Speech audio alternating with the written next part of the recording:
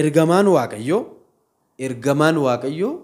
yaa waaqayyo gooftaa waggaa 70 kan isaanitti dheekkamte mandara Yerusaalemii fi Yihudaatti kanati araaraan hin deebine amma yoomitti itti gadditeetta cubboo hojjetaniiru balleessaniiru yakkaniiru ati garuu waggaa 70 isaanitti dheekkamte yaa waaqayyo hanga yoomitti ati araaraan kan isaanitti hin deebine dhiifama godhiifi jedhee kadhate jechaadha ergamaan waaqayyo fuuldura dhaabbate san booda waaqayyo ergamaa kanatti dubbii jajjabinaa fi ilaala dubbii waan gaariitti dubbate isaan yakkaniiru cubbuu guddaa hojjetaniiru anas gaddisiisaniiru garuu gara Yerusaalemittis araaraan deebi'eera jedhee ergamaa kanaaf deebise hubadhaa araaraan deebi'eera eenyutu kadhate jalqaba ergamaa waaqayyooti ergamoonni waaqayyoo nu araarsu moo nu araarsanire nuti manni kiristaanaa keenyaa wangeela baannu kanaan gonkumaa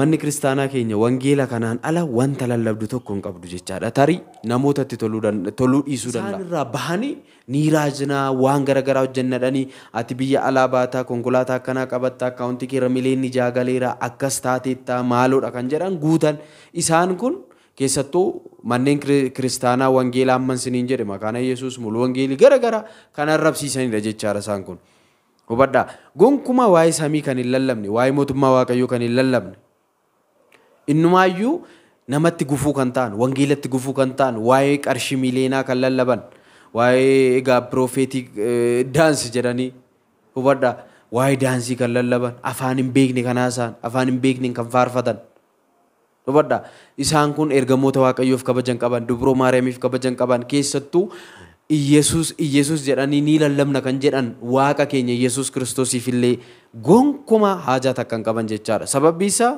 nuti kan lallabnu Kiristoos isa fannifame isaan garuu hin beeknu hubadhaa nuti garuu Kiristoos isa fannifame lallabna Kiristoos ani hin fannifamne inni soba akka jiru immoo ni beekna kanaafiyyuu seera isheen baastee seera isheen diriirsite kanaan deemuu jibbanii mana kiristaanaa kanatti quba kan qaban hedduun isaanii jiraachuu danda'u garuu manni kiristaanaa kun qulqulleettiin kun wangeela isa dhugaa kan lallabdudha kana malee sababa nama tokko manni kiristaanaa kun tarii arrabsamuu tuqamuu dandeessi tajaajiltoota tokkoon kabajashiitti wanti uumamuu danda'a hojii yookaan balleessaa tajaajiltoonni achi keessaa balleessaniin manni kiristaanaa keenya garuu tuqamuu hin qabdu tajaajilaan tokko mataa isaa bakka bu'a waan ta'eef mana kiristaanaa keenya yoo himateyyuu yookaan tajaajilaa mana kiristaanaa yoo ta'eyyuu balleessaa inni balleesse garuu kan mana kiristaanaa yookaan kan tajaajiltoota hundaa kan uummata kiristaanaa hundaa akka hin taane hubachuu qabna kanaaf ergamaan waaqayyo fuuldura dhaabbatee araara kadhateera jechaadha raajii Zakkaariyaas boqonnaa 1 lakkoofsa 12 kaasaa dubbisa kanaaf iyyuu ergamoonni waaqayyoon araarsu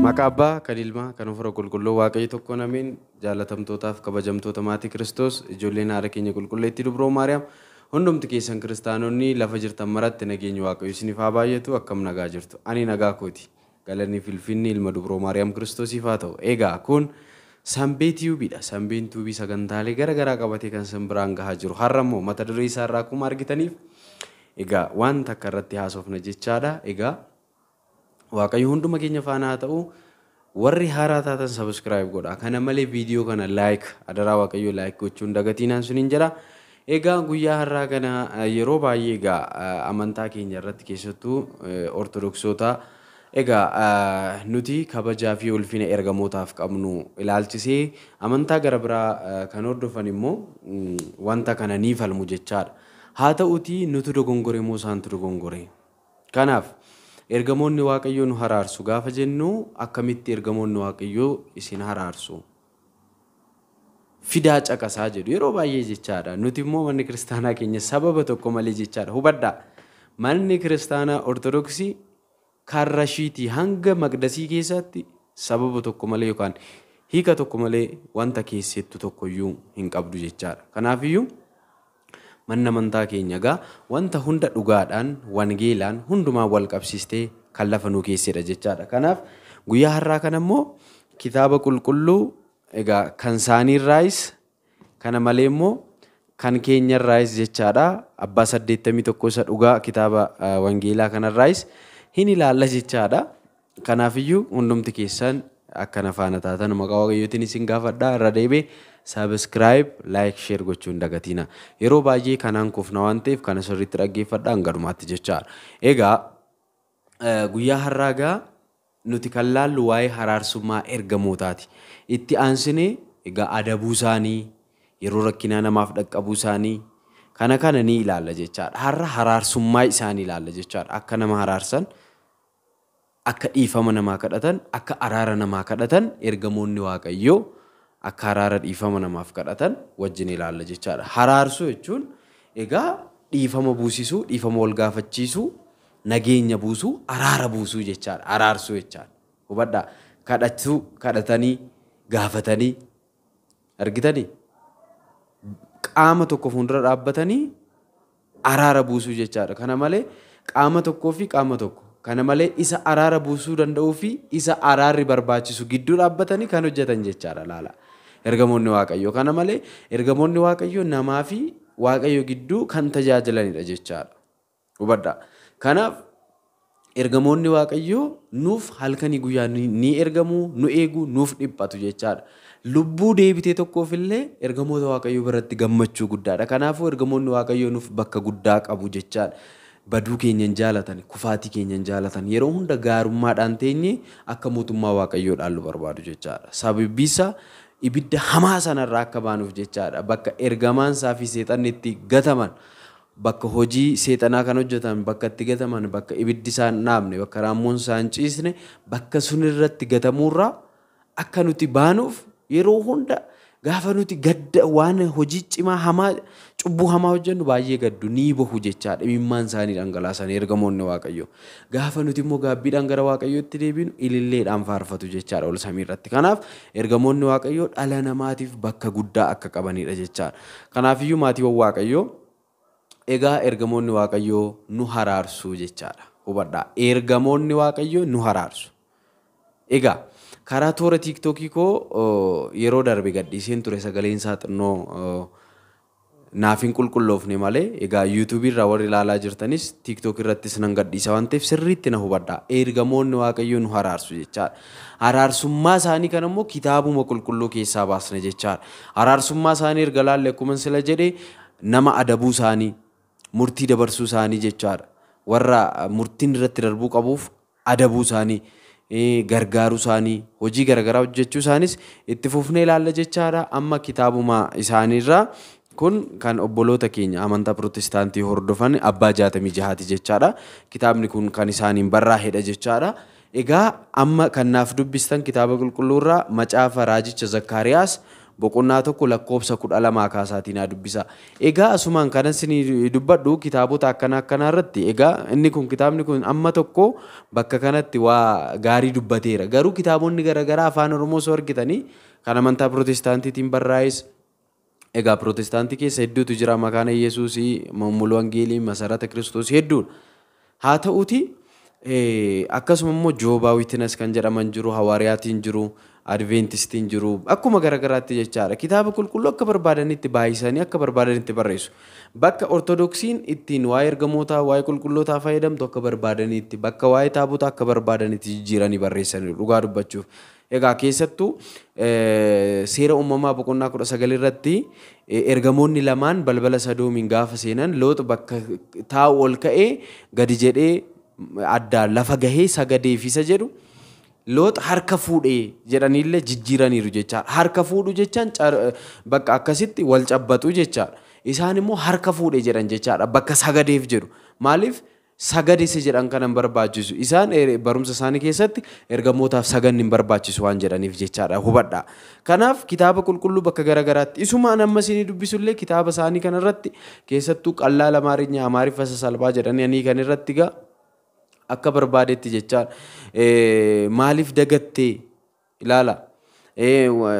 Waan isiniin dubbisa amma bakkuma kanattiyyuu ergamaa waaqayyoo kun yeroo deemee kadhatuuf isaan akka biraatti jechaadha. Inni araara gaafa kadhatu ergamaan kun akka waan biraa gaafateetti illee barreessaniiru jechaadha.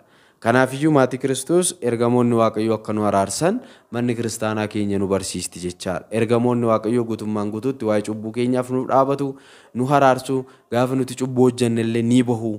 Gaafa nuti immoo cubbuu keenyaaf gaabbii gallee gara Waaqayyootti deebinu immoo ol samii irratti ni faarfatu. Ilillee guddaadhaan jechaadha. Ililleedhaan galataan Waaqayyoof galata dhiyeessu jechaadha. Ergamoota Waaqayyoo biratti lubbuun deebite tokko gatii guddaa waan qabduuf ni gammadu jechaadha. Kanaafuu araarsummaa ergamootaa kan nuuf ibsu kun kitaaba egaa obboloota keenyaa keessaati. Kitaaba Pirotestaantonni fayyadaman keessaa jechaadha. Raajii Zakkaariyaas boqonnaa 1:12 irratti akkas jedha. Ammas ergamaan Waaqayyoo deebisee jedha. Ammas ergamaan Waaqayyoo deebisee yaa Waaqayyo gooftaa maccaa hamma yoomitti mandara Yerusaalemii fi mandaroota Yihuudootaa warra waggaa 70 dheekkamte kanaaf araara hin deebifture jedhee kadhate ilaala. Hubadhaa akka loqodaatti malee yaa Waaqayyo gooftaa samootii isa jiraata waggaa 70 guutuu kan isaanitti dheekkamte kan isaanitti gaddite araara kee kan irraa deebiste ija kee kan irraa deebiste magaalota Yihuudaa fi Yerusaalem kanaati kan hin fayyisne kan hin maarre araara kee kan hin deebisneef hanga yoomitti jedhee ergamaan Waaqayyoon gaafate. Kana caala araarsummaan maaltu jira? Kan inni gaafate mandara sun keessa namoota jiraataniif jechaadha. Magaalaadhaaf miti. Maqaa magaalaadhaaf miti jechaadha. Amma fakkeenya Itoophiyaan harka ishee gara Waaqayyootti kaasteedha wangeela keessatti. Itoophiyaadhuma biyya kanatti harka Waaqatti kaasaa uummata ishee keessa jiranitu harka gara Waaqayyootti kaasaa jechaadha. Kanaaf uummata Yihuudaa fi Yerusaalem keessa jiranitti Waaqayyo araaraan akka deebi'u jechaadha. Kanaaf ittaansee jedha laala.